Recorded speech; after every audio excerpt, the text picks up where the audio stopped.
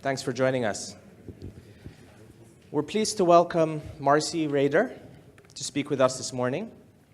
Marcey's here to talk to us about the importance of taking care of ourselves, to be the best version of ourselves, particularly in the workplace.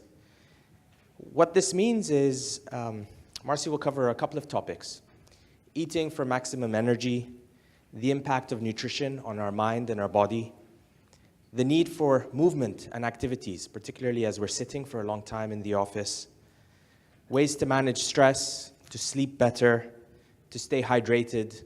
A lot of us drink more coffee than we do water. This is a session that targets us all personally.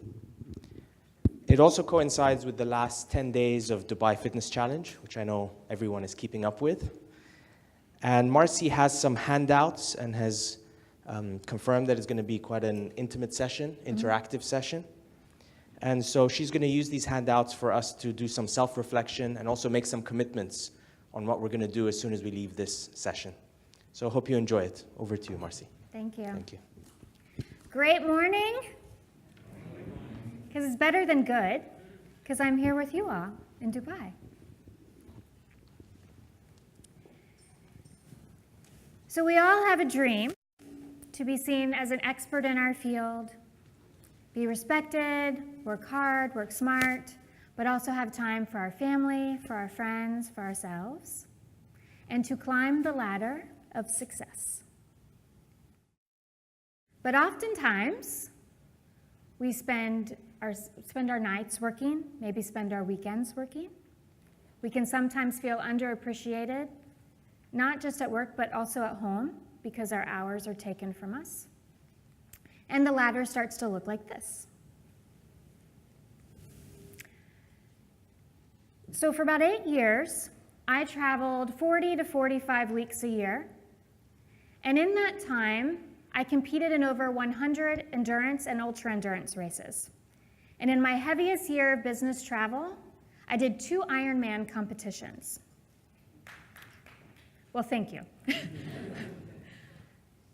But during that time, I also shut down with inbox 0 every night. I had a date with my husband every week, and I had climbed the ladder as high as I wanted to go after 16 years in the corporate space, and I thought, I'm going to start my own company. I'm going to start a business helping people do what I was being asked all the time. How do you do that? How do you travel? How do you compete? How do you have a date with your husband? How do you do all these things? I said, I can do this as a business. This will be great. So fast forward 6 months, and I'm in the doctor's office where I had been many times in the previous 2 years, trying to figure out what was wrong with me. I was cold all the time. I only slept about 4 or 5 hours a night. And I had such massive blood sugar swings that I was convinced I had type 1 late onset diabetes. I would get confused. I started to cry all the time.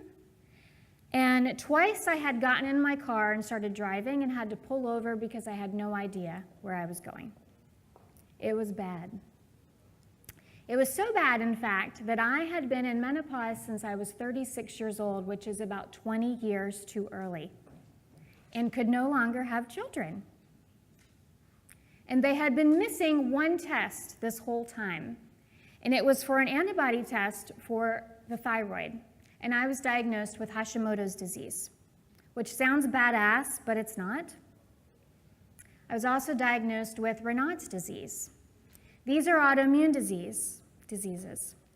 Now, you cannot cause an autoimmune disease, but you can trigger it. And I absolutely triggered mine with a very high stress, high intensity, high achieving lifestyle, because I just wanted to climb that ladder. So in typical Marcey fashion, I gave myself 24 hours to cry about it, and I even set a timer. My husband can attest to this. And I gave myself 6 months to figure it out, and I even marked an X on my calendar. Because this was really devastating to me. I had just started a business where I was supposed to be coaching people how to be healthy. I had 2 degrees in exercise science and nutrition. I had multiple certifications. I had the health part covered.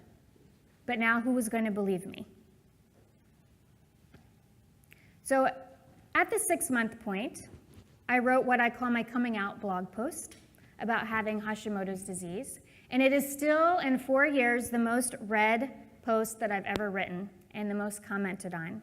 And people to this day still find it and tell me this is my story too. And now I would not give up this diagnosis for anything because it made me feel empathy. It made me change my outlook on life. And also it made me change my business model. Because whereas before, I just wanted to coach people like me, high achievers, ladder climbers, business travelers, athletes. What I realized is those people really didn't need me as much. So it changed my business model to coaching high achievers who want to climb the ladder or build their business without sacrificing their health, their productivity, and their relationships. So what we're going to talk about today is decision making, as well as eating for energy, not to look good in a bikini. I'm sure we all want to do that too, but this is eating for energy. Movement opportunities, which is different than exercise. And then also rest and restoration and relaxation. Because it is not the amount of work that burns you out. It is the lack of renewal. And I know you all work very hard and you work long hours. So I'm going to say that again. It is not the amount of work. It is the lack of renewal. And as Hattie said, we have handouts on the seats. And I want you to fill those out as we go along. Because if you're like me, you've probably read books or taken courses on things related to your health, your productivity, but what happens when you get to the end of the chapter and it tells you to do an exercise? You just go to the next chapter, right? So if you actually fill out and you have to think about what it is that you're going to do, it will help you to make those commitments. Because throughout this, I'm going to ask you to actually make some commitments. And we're going to share them, and I even have some prizes for those people who do. So I do want this to be interactive. And one thing that I need to mention, this is being video or recorded. So we have people with microphones. And so if you ask a question or you're going to share a commitment, we do ask that you talk into the microphone so that people watching the video can hear it as well. And we'll do Q&A at the end, but we'll also do some Q&A in between the sections as well. Okay. So first off, decision making. So the very first thing on your sheet that I want you to think about is something that you make excuses for. And I consider excuses different than reasons. So excuse, or this was probably not a good photo to have here in Dubai. Excuse or reason, if it's raining outside, I'm going to change it up. If it's extremely hot outside, excuse or reason not to exercise. Excuse, why?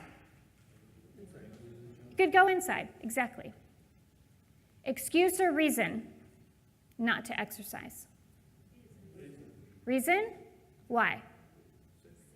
Because you're sick. What if you have a cold? That's a trick question. So if you have symptoms from the neck up, it actually increases or boosts your immune system to exercise moderately.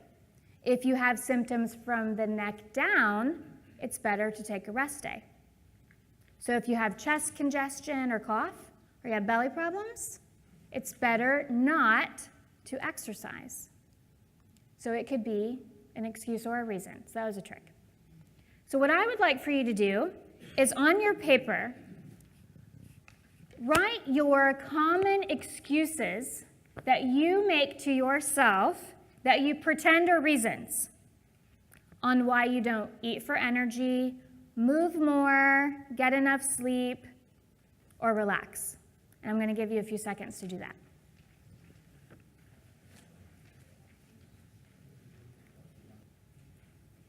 Would anyone like to be the first brave soul to share with the group? Yes.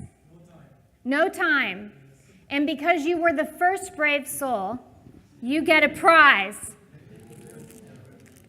And it is the executive sleep mask from Dream Essentials. Because sleep is very important. Thank you. So no time. Do we agree? Is that an excuse and not a reason? It's an excuse, right? Right? Because we all have the same amount of time in a day. Anyone else? Lazy? That's pretty honest.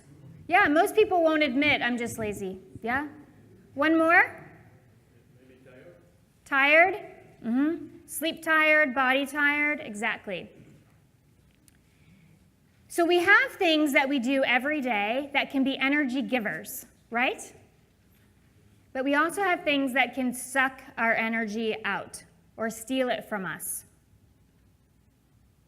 So for me, an energy giver is exercise. I do like to exercise. Also, listening to music is an energy giver for me. And I also hoop dance. I don't know if people do that here, but I hoop dance. So that is an energy giver. Energy stealers for me are very negative people. And when I have to ask for the same thing over and over again, it makes me, well, that's a big energy stealer for me. So I want you to write down 3 things that give you energy and 3 things that steal your energy. So this can be completely personal. It can be food. It can be people. It can be, something to do with work. 3 things that give and 3 things that steal.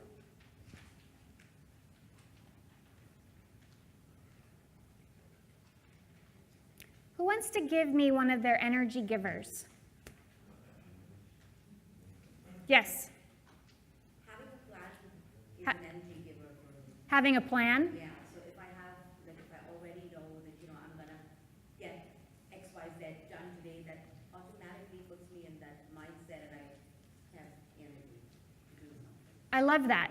So when she has a plan and she knows what it is that she's going to do, you feel energized because you have that plan. Good. And you also? Yeah, exercising early. Exercising early? Very good. One more? Yes. Family? Very good. Energy stealer? Yes. Going to IKEA? I can agree. I agree with that one. I agree. Shopping? I agree that I am one of those females that I agree. I mean, I don't like to shop either. Yes. Yes. Lack of proper sleep? Absolutely. Very good. One more? Lots of meetings. Yes, a lot of meetings. Absolutely.